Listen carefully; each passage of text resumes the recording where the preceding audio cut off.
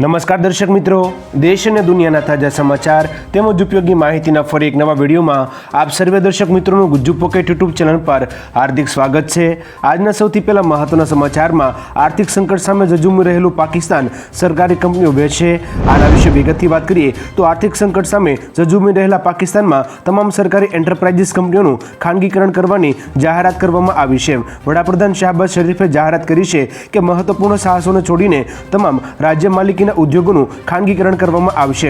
શરીફે ઇસ્લામાબાદમાં ખાનગીકરણ મંત્રાલય અને ખાનગીકરણ આયોગ સાથે સંબંધિત બાબતો પર સમીક્ષા બેઠક યોજી હતી, જેમાં કંપનીઓનું ખાનગીકરણ કરવાનો નિર્ણય લેવાયો છે। ત્યાર પછીના મહત્વના સમાચારમાં તમારા વાહનનો ડોક્યુમેન્ટ નહીં હોય તો ખિસ્સું ખાલી થઈ જશે।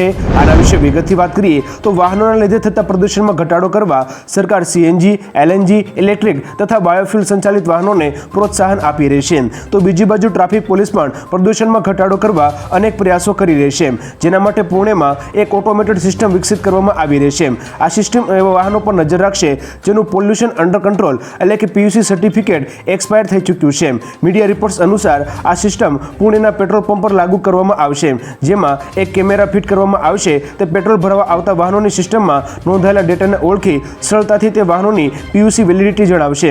પીયુસી ન ધરાવતા તેમજ એક્સપાયર થઈ ગયેલા વાહનો પર ₹10,000નો દંડ ફટકારવાની પણ જોગવાઈ છે। જોકે આ યોજના દિલ્હીમાં પણ લાગુ થશે।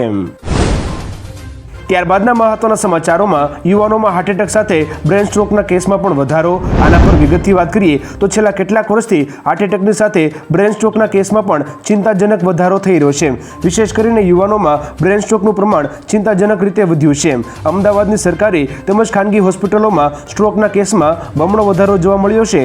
અગાઉ વૃદ્ધોમાં બ્રેન સ્ટ્રોકના કેસ વધારે જોવા મળતા હતા અને યુવાનોમાં તેનું પ્રમાણ સામાન્ય હતું, જેની સરખામણી હવે 40થી ઓછી વયના યુવાનોમાં પણ બ્રેન સ્ટ્રોક કેસમાં વધારો જોવા મળ્યો છે। છેલ્લા કેટલાક વર્ષમાં યુવાનોમાં બ્રેન સ્ટ્રોકના પ્રમાણમાં વધારો થયો છે। આ અંગે ડોક્ટરોના મતે હાર્ટ એટેકમાં જે રીતે લોકોમાં જાગૃતિ વધી રહી છે તે રીતે બ્રેન સ્ટ્રોક અંગે પણ જાગૃતિ વધે તેવા પ્રયાસ હાથ ધરવા જોઈએ। ત્યારબાદના મહત્વના સમાચારોમાં વડાપ્રધાન મોદીના નિવેદન બાદ પાકિસ્તાનની ધમકી। આના પર વિગતથી વાત કરીએ તો તાજેતરમાં જ વડાપ્રધાન મોદીએ વિપક્ષ પર નિશાન સાધતા પાકિસ્તાનને બંગડીઓ પહેરાવવાનું નિવેદન આપ્યું હતું, જેના પર પાકિસ્તાન ભારે ગુસ્સે થયું છે। પાકિસ્તાનના વિદેશ મંત્રાલયે કહ્યું કે ભારતના નેતાઓએ તેમના ચૂંટણી લાભ માટે પાકિસ્તાનને સ્થાનિક રાજકારણમાં ઢસડવાનું બંધ કરવું જોઈએ।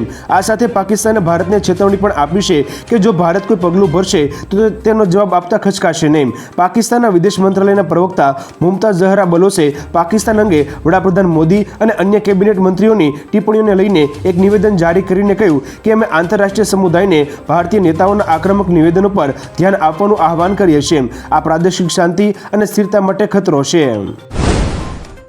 ત્યાર પછીના મહત્વના સમાચારમાં ઇન્ડિયા ગઠબંધનને મળશે 350 બેઠકો। આના વિશે વિગતથી જાણીએ તો લોકસભા ચૂંટણી 2024માં વિપક્ષી ઇન્ડિયા ગઠબંધનને 350 બેઠકો મળશે અને નવી સરકાર બનશે। ત્રિપુરા કોંગ્રેસના અધ્યક્ષ આશિષ કુમાર સાહાએ આ દાવો કર્યો છે। આ પહેલીવાર છે કે જ્યારે કોઈ કોંગ્રેસ સહિત વિપક્ષના કોઈ નેતાએ આટલો મોટો દાવો કર્યો હોય। આશિષ શાહે કહ્યું કે ભાજપનો અબકી બાર 400 પારનો નારો ખોખલો છે। હકીકતમાં ઇન્ડિયા ગઠબંધનને 350 બેઠકો મળશે અને અમે નવી સરકાર બનાવીશું। નરેન્દ્ર મોદી હવે ત્રીજી વખત વડાપ્રધાન પદ પર વાપસી નહીં કરે। આખા દેશમાં ઇન્ડિયા ગઠબંધનને સમર્થન મળી રહ્યું છે। એના પછીના મહત્વના સમાચારોમાં વન વિભાગના કર્મચારીઓને ચૂંટણીની ફરજ ના સોંપો। આના વિશે વિગતથી વાત કરીએ તો ઉત્તરાખંડના જંગલોમાં લાગેલી આગના કેસની સુનાવણી દરમિયાન સુપ્રીમ કોર્ટે કેન્દ્ર અને રાજ્ય સરકારને ફટકાર લગાવી હતી। સુપ્રીમ કોર્ટે ઉત્તરાખંડ સરકારની રાજ્ય સરકારને અપૂરતા ફંડ અને લોકસભા ચૂંટણી 2024ની ફરજ માટે વન વિભાગના અધિકારીઓની નિયુક્તિ માટે ટીકા કરી હતી। આ કેસની સુનાવણી કરતી વખતે સુપ્રીમ કોર્ટે કહ્યું કે ઉત્તરાખંડ સરકારે જંગલોમાં લાગેલી આગને કાબૂમાં લેવા ગંભીરતા અને તત્પરતા દાખવવી જોઈએ। આ બાબતે રાજ્ય સરકારનું વલણ ત્વરિત કાર્યવાહી દર્શાવતું નથી। વન વિભાગના કર્મચારીઓને ચૂંટણીને ચારધામ યાત્રાથી અલગ રાખવા જોઈએ। અમે ચૂંટણી પંચને પણ નિર્દેશ આપીએ છીએ કે રાજ્યોમાં વન વિભાગના કર્મચારીઓને અને વાહનોને ચૂંટણી ફરજ માટે તૈનાત કરવામાં આવશે નહીં। આ ઉપરાંત વન વિભાગમાં ખાલી પડેલી જગ્યાઓ પર ટૂંક સમયમાં ભરતી થવી જોઈએ। ત્યારબાદના મહત્વના સમાચારમાં એસબીઆઈ ફિક્સ્ડ અને રિટેલ ડિપોઝિટના વ્યાજદરો વધાર્યા. આના પર વિગતથી વાત કરીએ તો સ્ટેટ બેંક ઓફ ઇન્ડિયા એટલે કે એસબીઆઈએ અમુક ચોક્કસ ગાળાની ફિક્સ્ડ ડિપોઝિટ અને રિટેલ ડિપોઝિટના વ્યાજદરોમાં વધારો કર્યો છે. નવા દરો 15મી મે 2024થી લાગુ થશે. આ અગાઉ એસબીઆઈએ 27મી ડિસેમ્બર 2023ના રોજ વ્યાજદરોમાં વધારો કર્યો હતો. એસબીઆઈએ રિટેલ ડિપોઝિટ સેગમેન્ટમાં 46 થી 179 દિવસ, 180 થી 210 દિવસ અને 211 થી 1 વર્ષ સુધીની આરડીના વ્યાજદરો 25 થી 75 બેઝિસ પોઈન્ટ વધાર્યા છે. એફડી પર કરવામાં આવેલા વધારા અંતર્ગત હવે વરિષ્ઠ નાગરિકોને વધારાનું 0.50%નું બેનિફિટ મળશે. વરિષ્ઠ નાગરિકો માટે એસબીઆઈની એફડી પર 4% થી 7.5%ના રેન્જમાં વ્યાજદરો લાગુ છે, જ્યારે સામાન્ય નાગરિકો માટે એસબીઆઈએ બેંક એફડી રેટમાં વધારો કર્યો છે, જે 3.5% થી માંડી 7% સુધીની રેન્જમાં વ્યાજ આપી રહી છે.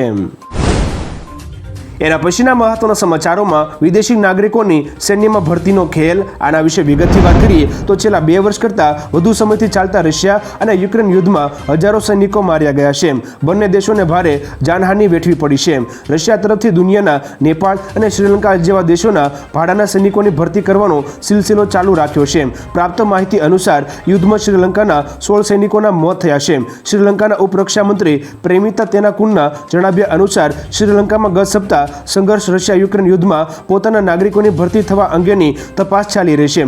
મળતી માહિતી અનુસાર ટાપુ દેશ શ્રીલંકાના કુલ 288 પૂર્વ સૈનિકોની ભાગીદારી હોવાની ઓળખ થઈ છે.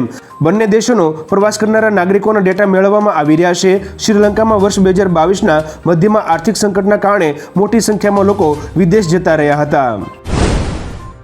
ત્યાર પછીના મહત્વના સમાચારોમાં ઓસ્ટ્રેલિયામાં કેટલાક લોકો ઉઘાડા પગે કેમ ચાલવા લાગ્યા છે. આના વિશે વિગતથી વાત કરીએ તો ઓસ્ટ્રેલિયામાં રહેતા કેટલાક લોકોમાં ખુલ્લા પગે ચાલી રહ્યા છે. લોકો પબ, પાર્ટી, ઓફિસ અને શોપિંગના સ્થળે દરેક જગ્યાએ ખુલ્લા પગે જોવા મળી રહ્યા છે. મોટાભાગના રોડથી પ્લેગ્રાઉન્ડ સુધીના વોક એરિયામાં ખુલ્લા પગે જોવા મળે છે. કેટલાક પગનું ખુલ્લાપણું અને આઝાદીનો અહેસાસ કરી રહ્યા છે. માઇક્રો બ્લોગિંગ પ્લેટફોર્મ એક્સ પર એક હેન્ડલ પરથી વિડીયો પોસ્ટ કરવામાં આવ્યો હતો, જેમાં અનેક લોકો ઉઘાડા પગે ફરતા જોવા મળે છે.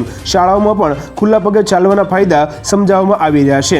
પર્થની એક શાળામાં સારા બોડી પોસ્ચર, મજબૂત પગ અને ફિટનેસના ફાયદા ગણાવીને વિદ્યાર્થીઓને બૂટ પહેર્યા વિના શાળામાં આવવાની મંજૂરી આપવામાં આવી છે. ત્યાર પછીના અગત્યના સમાચારમાં પુતિન અને જિનપિંગની મુલાકાત પર કેમ છે દુનિયાની નજર. આના વિશે વિગતથી વાત કરીએ તો રશિયાના રાષ્ટ્રપતિ વ્લાદિમીર પુતિન અને ચીનના રાષ્ટ્રપતિ શી જિનપિંગ વચ્ચે ફરી મુલાકાત થવાની છે. જિનપિંગે આમંત્રણ આપ્યા બાદ પુતિન 16મી અને 17મી મેએ ચીન જવાના છે. પુતિન અગાઉ ઓક્ટોબર 2023માં ચીનમાં 2 દિવસ રોકાયા હતા. 5મી વખત રાષ્ટ્રપતિ બન્યા બાદ તેમની આ પ્રથમ વિદેશ મુલાકાત છે. આ ઉપરાંત પુતિન અને જિનપિંગની આ મુલાકાત પર વિશ્વભરની નજર છે. ચીનના વિદેશ મંત્રાલયે કહ્યું છે કે બંને નેતાઓ આંતરરાષ્ટ્રીય અને ક્ષેત્રીય મુદ્દાઓ પર ચર્ચા કરશે. ત્યારબાદના અગત્યના સમાચારમાં ચા અને કોફીની શુષ્કીના શોખીનો માટે ચેતવણી. આના વિશે વિગતથી વાત કરીએ તો આઈસીએમઆરે ચાના શોખીનો માટે એલર્ટ જાહેર કર્યું છે. ચા અને કોફી ક્યારે અને કેટલી માત્રામાં પીવી જોઈએ. સંસ્થાએ કહ્યું કે દરરોજ માત્ર 300 મિલીગ્રામ કેફીનનું સેવન કરવું જોઈએ. ભોજન પહેલા અને પછી ઓછામાં ઓછા 1 કલાક સુધી ચા કે કોફી ના પીવી જોઈએ. જમ્યા પછી તરત જ ચા કે કોફી પીવાથી શરીરમાં આયર્નની ઉણપ અને એનિમિયા થઈ શકે છે. વધુ પડતા કોફીના સેવનથી બીપી અને હૃદય સંબંધિત સમસ્યાઓ થઈ શકે છે. ત્યાર પછીના વધુ એક મહત્વના સમાચારમાં દેશના 28,200 ફોન બંધ કરી દેવાશે. આના પર વિગતથી વાત કરીએ તો સાયબર ફ્રોડ ક્રાઇમ પર કાર્યવાહી કરવા માટે સરકારે મોટો નિર્ણય લીધો છે.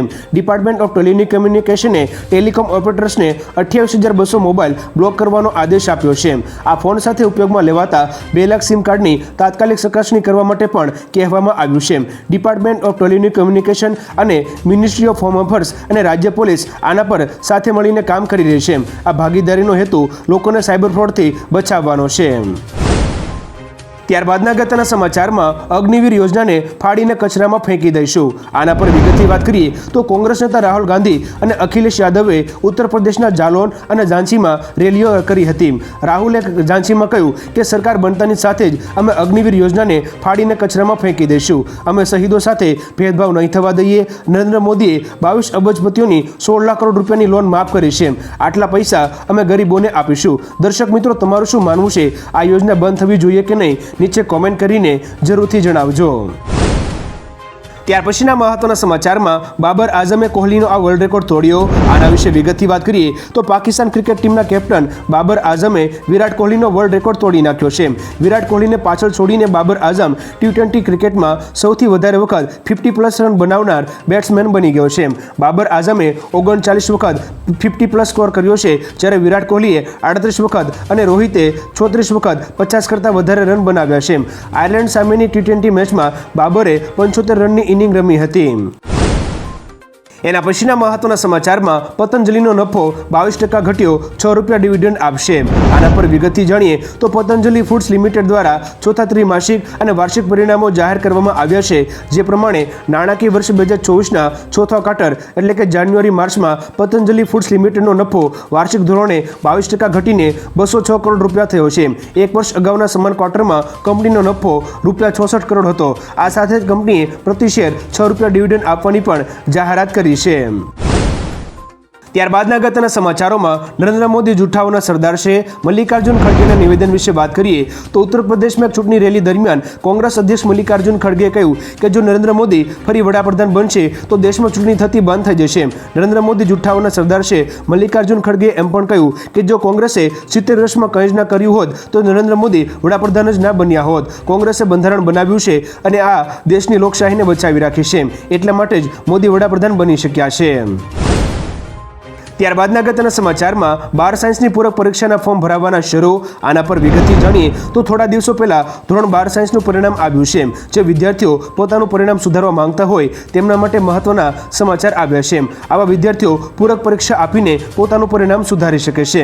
જેના માટે ફોર્મ ભરવાની કામગીરી શરૂ પણ થઈ ગઈ છે. બોર્ડની સત્તાવાર વેબસાઇટ ઉપર જઈને ઓનલાઈન ફોર્મ ભરવાનું રહેશે. 21મી મે સાંજે 5 વાગ્યા સુધી ફોર્મ ભરી શકાશે. ત્યારબાદના મહત્વના સમાચારમાં ભારતે માલદીવના આરોપો ફગાવ્યા. આના પર વિગતથી વાત કરીએ તો ભારતે માલદીવના રક્ષા મંત્રી ઈશાન મોમુન દ્વારા લગાવવામાં આવેલા તમામ આરોપોને ફગાવી દીધા છે. માલદીવમાં ભારતીય હાઈકમિશને કહ્યું કે માલદીવમાં હાથ ધરવામાં આવેલા તમામ ઓપરેશન્સ માલદીવના રાષ્ટ્રીય સંરક્ષણ દળના સહયોગથી હાથ ધરવામાં આવ્યા હતા. વર્ષ 2019માં ATCની મંજૂરી સાથે ઇમરજન્સી લેન્ડિંગ કરવામાં આવ્યું હતું. મોમુને આરોપ લગાવ્યો હતો કે ભારતીય સેનાએ વર્ષ 2019માં માલદીવમાં ગુપ્ત ઓપરેશન હાથ ધર્યું હતું. ત્યારબાદના અગત્યના સમાચારમાં ઇલુ ફરી એકવાર દિલીપ સંઘાણીનો પલટવાર. આના પર વિગતથી વાત કરીએ તો હાલમાં દિલીપ સંઘાણી વિરુદ્ધ ભ્રષ્ટાચારનો આરોપ સાથેનો એક લેટર વાયરલ થયો છે. આ અંગે સંઘાણીએ કહ્યું કે આ લેટર જૂનો છે. મારા નેતૃત્વમાં ગુજકોમ સોલનો વિકાસ થયો છે. જેને હિસાબ જોવો હોય તે જોઈ શકે છે. આ સિવાય કહ્યું કે પાટીલ જણાવે છે કે સહકારી આગેવાનો ઇલુ કરે છે તો તેનાથી ભાજપને કેવી રીતે નુકસાન થાય. સહકારી આગેવાનોએ તો પાર્ટી અને સહકારી ક્ષેત્રને મજબૂત બનાવ્યું છે. ત્યારબાદના અગત્યના સમાચારમાં સુરત મૌલાના કેસ, આરોપીઓ પાકિસ્તાનના સંપર્કમાં. આના પર વિગતથી વાત કરીએ તો હિન્દુ નેતાઓની હત્યા માટે સોપારી લેવાના કેસમાં સુરતે એક મૌલવીની ધરપકડ કરી હતી. તેની પૂછપરછ બાદ બીજા આરોપીઓ પણ પકડાયા છે. જેમાં મહારાષ્ટ્રના નાંદેડથી પકડાયેલો રઝા નામનો આરોપી પાકિસ્તાન સાથે સંપર્કમાં હોવાનું ખુલ્યું છે. તે પાકિસ્તાન બ્લોગર અને યુટ્યુબર સાથે સંપર્કમાં હતો. આ ઉપરાંત પાકિસ્તાનના નંબર પરથી નેપાળના લોકો સાથે ચેટિંગ પણ કરતો હતો. જો કે આરોપી હાલ રિમાન્ડ પર છે. ત્યાર પછીના મહત્વના સમાચારમાં ચૂંટણી પતવા દે પછી જોઈ લેશ. સાંસદે આપેલી ધમકી વિશે વાત કરીએ તો ઉત્તર પ્રદેશની કનોજ બેઠક પરથી ભાજપના ઉમેદવાર સુબ્રત પાઠકનો એક વિડીયો વાયરલ થયો છે. જેમાં તેઓ પોલીસ અધિકારીને ધમકી આપી રહ્યા છે. સુબ્રત પાઠક કહી રહ્યા છે કે ચૂંટણી પછી વિજિલન્સ તપાસ કરાવીશ, મોઢા પર કહીને જાઉં છું કે બદલો લઈશ. આ વિડીયો 13મી મે એટલે કે ચોથા તબક્કાના મતદાન સમયનો હોવાનું જણાવવામાં આવી રહ્યું છે. સુબ્રત આ સીટ પરથી જ ભાજપના સાંસદ પણ છે. આ વખતે અખિલેશ યાદવ તેમની સામે લડી રહ્યા છે. એના પછીના અગત્યના સમાચારમાં માવઠાના લીધે મોટું નુકસાન, 7 લોકોના મોત. આના પર વિગતથી વાત કરીએ તો ગુજરાતમાં ભારે પવન સાથે આવેલા કમોસમી વરસાદના કારણે ભારે નુકસાની થઈ છે. આ માવઠામાં કુલ 7 લોકોના મોત પણ થયા છે. જેમાંથી 4 લોકોએ તો વીજળી પડવાના કારણે જીવ ગુમાવ્યો છે. આ સિવાય 107 જેટલા પશુઓના પણ મોત થયા છે. રાજ્યભરમાં 1000 કરતાં વધારે વીજળીના થાંભલા પડી ગયા છે તો 12 જેટલા સબસ્ટેશનને પણ નુકસાની થઈ છે. ખાસ કરીને સૌરાષ્ટ્ર અને દક્ષિણ ગુજરાતમાં વધારે અસર થઈ છે. ત્યારબાદના અગત્યના સમાચારોમાં મુંબઈ હોર્ડિંગ ક્રેશના આરોપી પર રેપ સહિતના 23 કેસ. આના પર વિગતથી વાત કરીએ તો સોમવારે મુંબઈમાં ભારે પવન અને વરસાદના કારણે ઘાટકોપર વિસ્તારમાં 100 ફૂટ લાંબુ હોર્ડિંગ પડી ગયું હતું, જેમાં 16 લોકોના મોત થયા છે અને 74 લોકો ઘાયલ થયા છે. તપાસમાં એવું સામે આવ્યું છે કે હોર્ડિંગ ક્રેશ કેસના આરોપી ભાવેશ ભીડે વિરુદ્ધ 23 ફોજદારી કેસ નોંધાયેલા છે, જેમાં બળાત્કાર જેવા ગંભીર અપરાધ પણ સામેલ છે. તેમાં તેની સામે એક વખત ધરપકડ પણ થઈ હતી. અત્યારે તો આ આરોપી ફરાર છે. ત્યારબાદના અગત્યના સમાચારમાં 400 સીટ મળી તો કાશી મથુરામાં ભવ્ય મંદિર બનાવીશું. આના વિશે વિગતથી વાત કરીએ તો દિલ્હીમાં ચૂંટણી પ્રચાર દરમિયાન આસામના મુખ્યમંત્રી હિમંતા બિસ્વા શર્માએ કહ્યું કે જો એનડીએને 400 સીટો મળશે તો જ્ઞાનવાપીમાં શિવાલય અને મથુરામાં શ્રી કૃષ્ણ મંદિર બનાવવામાં આવશે. પીએમએ ફરીથી ભારતનો ભાગ બનશે. અમને 300 બેઠક મળી ત્યારે અમે રામ મંદિર બનાવ્યું અને હવે જ્યારે 400 બેઠકો મળશે ત્યારે જ્ઞાનવાપી મસ્જિદની જગ્યાએ બાબા વિશ્વનાથ મંદિર બનાવવામાં આવશે. ત્યારબાદના મહત્વના સમાચારમાં નરેન્દ્ર મોદી હજુ 3 વખત વડાપ્રધાન બનશે. આના વિશે વિગતથી વાત કરીએ તો વડાપ્રધાન નરેન્દ્ર મોદીએ વારાણસીમાં દશાશ્વમેઘ ઘાટ પર ગંગા પૂજન કર્યું હતું. તે સમયે ત્યાં 6 પંડિત હાજર હતા. ત્યાં આ 6 પંડિતોએ મોટી ભવિષ્યવાણી કરી છે. પંડિતોએ કહ્યું કે આ વખતે પણ નરેન્દ્ર મોદી જીતશે. એટલું જ નહીં, આગામી 3 ટર્મ સુધી તેઓ વડાપ્રધાન જ રહેશે તેવી શક્યતાઓ છે. પંડિતોએ કહ્યું કે વડાપ્રધાન પર ગંગા માતાના આશીર્વાદ છે. દર્શક મિત્રો, આ ભવિષ્યવાણી અંગે તમારું શું માનવું છે નીચે કોમેન્ટ કરીને જરૂરથી જણાવજો. ત્યારબાદના અગત્યના સમાચારમાં આઈટીની રેડમાં 14 કરોડ રોકડા, 8 કિલો સોનું એમ મળી 170 કરોડની સંપત્તિ જપ્ત. આના વિશે વિગતથી વાત કરીએ તો મહારાષ્ટ્રના નાંદેડમાં આવકવેરા વિભાગે ભંડારી ફાઇનાન્સ અને આદિનાથ કોઓપરેટિવ બેંકના વિવિધ સ્થળો પર રેડ કરી છે, જેમાં અઢળ કાળું નાણું મળી આવ્યું છે. 72 કલાક સુધી ચાલેલા દરોડામાં 8 કિલો સોનું, 14 કરોડની રોકડ સહિત કુલ રૂપિયા 170 કરોડની સંપત્તિ મળી આવી હતી, જેને જપ્ત કરવામાં આવી છે. અધિકારીઓને પણ રોકડની ગણતરી કરવામાં લગભગ 14 કલાકનો સમય લાગ્યો હતો. એના પછીના અગત્યના સમાચારોમાં પીઓકે ભારતનો ભાગ હતું, છે અને રહેશે. આના પર વિગતથી વાત કરીએ તો ભારતના વિદેશ મંત્રી એસ જયશંકરે પીઓકે અંગે એક મહત્વનું નિવેદન આપ્યું છે. તેમણે કહ્યું કે પીઓકેમાં રહેતો એક દરેક વ્યક્તિ પોતાના જીવનની તુલના જમ્મુ કાશ્મીરમાં રહેતા લોકો સાથે કરી રહ્યો છે. તેઓ જમ્મુ કાશ્મીરના લોકોની પ્રગતિ જોઈ રહ્યા છે. તેઓ અનુભવતા હશે કે તેમની સાથે ખરાબ વર્તન અને ભેદભાવ કરવામાં આવી રહ્યો છે. તેઓ કોઈના કબજામાં જીવે છે. પીઓકે ભારતનો અભિન્ન અંગ હતો, છે અને રહેશે. ત્યાર પછીના મહત્વના સમાચારમાં સોના અને ચાંદીના ભાવમાં ફરી ઉછાળો. આના પર વિગતથી જાણીએ તો તારીખ 15મી મે 2024ના રોજ સોના અને ચાંદીના ભાવમાં ફરી ઉછાળો જોવા મળ્યો હતો. 10 ગ્રામ સોનાનો ભાવે 72,000 રૂપિયા વટાવી ચૂક્યો છે. તો આ તરફ ચાંદીની કિંમત 84,000 રૂપિયા પ્રતિ કિલોથી વધી ગઈ છે. રાષ્ટ્રીય સ્તરે 24 કેરેટ સોનાની કિંમત 72,725 રૂપિયા છે તો 22 કેરેટ સોનાની કિંમત 66,616 રૂપિયા છે. જ્યારે 999 શુદ્ધતાવાળી ચાંદીની કિંમત 84,206 રૂપિયા છે. અખાત્રીસ પછી થોડી સુસ્તી બાદ ફરી વખત સોનાના ભાવે સ્પીડ પકડી છે. ત્યારબાદના અગત્યના સમાચારમાં ભાજપની આબરૂ બચી, નાફેડમાં કુંડારિયા બિનહરીફ. આના પર વિગતથી વાત કરીએ તો ઇફકોની ચૂંટણીમાં ભાજપનો સત્તાવાર ઉમેદવાર ભાજપના જ નેતા સામે હારી ગયો હતો. તેવી જ રીતે સહકારી સંસ્થા નાફેડની ચૂંટણી માટે પણ ભાજપના 5 નેતાઓએ ફોર્મ ભર્યા હતા. જોકે ભાજપે ફરી એક વખત આબરૂ જતા બચાવી લીધી છે. 5માંથી 4 ઉમેદવારોને સમજાવીને ફોર્મ પાછા ખેંચાવી લીધા છે, જેથી મોહન કુંડારિયા બિનહરીફ થયા છે. સહકારી ક્ષેત્રમાં વધુ એક વખત સૌરાષ્ટ્રનો દબદબો વધ્યો છે. ત્યાર પછીના મહત્વના સમાચારમાં ટીમ ઇન્ડિયાના નવા કોચને કેટલો પગાર મળશે. આના વિશે વિગતથી વાત કરીએ તો રાહુલ દ્રવિડનો કાર્યકાળ જુલાઈ મહિનામાં પૂરો થઈ રહ્યો છે, જેથી હવે ટીમ ઇન્ડિયા માટે નવા મુખ્ય કોચની શોધ શરૂ થઈ ગઈ છે. બીસીસીઆઈ દ્વારા કોચ અને સ્પોર્ટ સ્ટાફ માટે અરજીઓ મંગાવવામાં આવી છે. નિષ્ણાંતોના મતે બીસીસીઆઈ નવા મુખ્ય કોચને 15 કરોડ રૂપિયાનું વાર્ષિક પેકેજ ઓફર કરી શકે છે. વર્તમાન મુખ્ય કોચ રાહુલ દ્રવિડને 10 કરોડ રૂપિયાનો પગાર મળે છે, જ્યારે આ પહેલા રવિ શાસ્ત્રીને 8 કરોડ રૂપિયા મળતા હતા. ત્યારબાદના અગત્યના સમાચારમાં ગુજરાતમાં ફરી મોટી દુર્ઘટના. આના વિશે વિગતથી જાણીએ તો નર્મદા નદીમાં ડૂબવાની ઘટના બાદ વધુ એક ઘટના સામે આવી છે. મોરબીની મચ્છુ નદીમાં 7 યુવાનો નાવા પડ્યા હતા. આ 7માંથી 3 યુવાનો ડૂબ્યા હોવાના અહેવાલ છે. ફાયર બ્રિગેડની ટીમે યુવાનોને શોધી રહી છે. તારીખ 14મી મેના રોજ પોઈછા પાસે નર્મદા નદીમાં સુરતનો પરિવાર ડૂબ્યો હોવાની ઘટના બની હતી. તે પહેલા નવસારીના દાંડીમાં પણ આવી જ ઘટના બની હતી. છેલ્લા 3 દિવસથી રાજ્યમાં ડૂબવાના કિસ્સાઓ વધુ બની રહ્યા છે.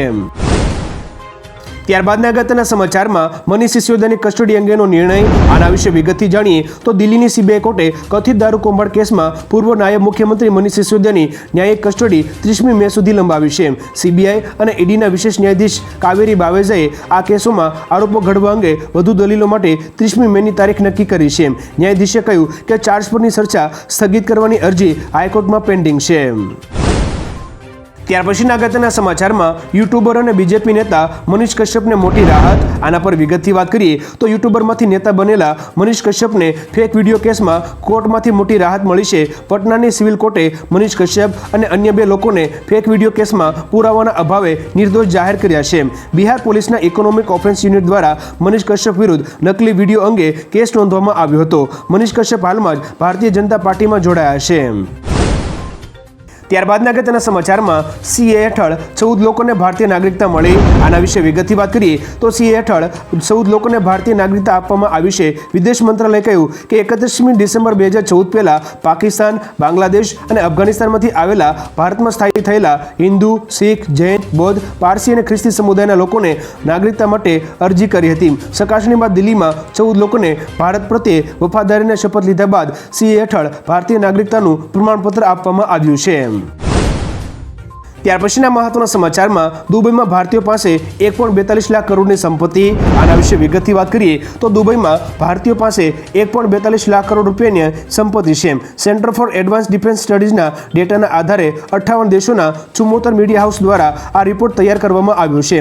દુબઈ અનલોક નામના આ રિપોર્ટમાં વર્ષ 2022 સુધીનો ડેટા છે. આ હિસાબે દુબઈમાં સૌથી વધુ સંપત્તિ ભારતીયો પાસે છે. દુબઈમાં 29,700 ભારતીયો પાસે 35,000 પ્રોપર્ટી છે, જેની કિંમત લગભગ 1.42 લાખ કરોડ રૂપિયા છે. ત્યાર પછીના મહત્વના સમાચારમાં આદિત્ય L1એ કેપ્ચર કરી સૂર્યમાંથી નીકળતી ભયાનક તરંગો. આના વિશે વિગતથી જાણીએ તો 50 વર્ષમાં સૂર્ય પર સૌથી મોટો વિસ્ફોટ થયો હતો, જેનાથી એક વિશાળ અને શક્તિશાળી સૌર તરંગો નીકળી હતી. તેને ઇસરોના સૂર્યયાન એટલે કે આદિત્ય L1 દ્વારા કેમેરામાં કેદ કરવામાં આવ્યું છે. 11 થી 14મી મેની વચ્ચે સૂર્ય પર 3 મોટા વિસ્ફોટ થયા છે. 14મી મેના રોજ પણ સૂર્યમાંથી એક ખતરનાક તરંગ ઉછળી છે, જેના કારણે પૃથ્વી પર રેડિયો બ્લેકઆઉટ થઈ શકે છે. તેની મોટાભાગની અસર મેક્સિકોમાં જોવા મળી શકે છે. ત્યારબાદના અગત્યના સમાચારમાં કોંગ્રેસ ધર્મના આધારે બજેટની વહેંચણી કરવા માંગે છે. આના પર વિગતથી વાત કરીએ તો વડાપ્રધાન મોદીએ મહારાષ્ટ્રના ડિંડોરીમાં કહ્યું કે અમે ક્યારેય કોઈનો ધર્મ જોયો નથી. કોંગ્રેસની વિચારસરણી એવી છે કે દેશની સરકારે બનાવેલા બજેટનો 15% લઘુમતીઓ પર જ ખર્ચ થાય, એટલે કે બજેટને પણ ધર્મના આધારે વેચાય. તેઓએ ધર્મના આધારે દેશનું વિભાજન કર્યું. આજે પણ તેઓ ધર્મના આધારે વિભાજન કરવામાં લાગ્યા છે. ત્યારબાદના અગત્યના સમાચારમાં ડોક્ટર કમલા બેનીવાલનું 97 વર્ષની વયે નિધન. આના પર વિગતથી વાત કરીએ તો કોંગ્રેસના વરિષ્ઠ નેતા અને ગુજરાતના ભૂતપૂર્વ રાજ્યપાલ ડોક્ટર કમલા બેનીવાલનું 97 વર્ષની વયે નિધન થયું છે.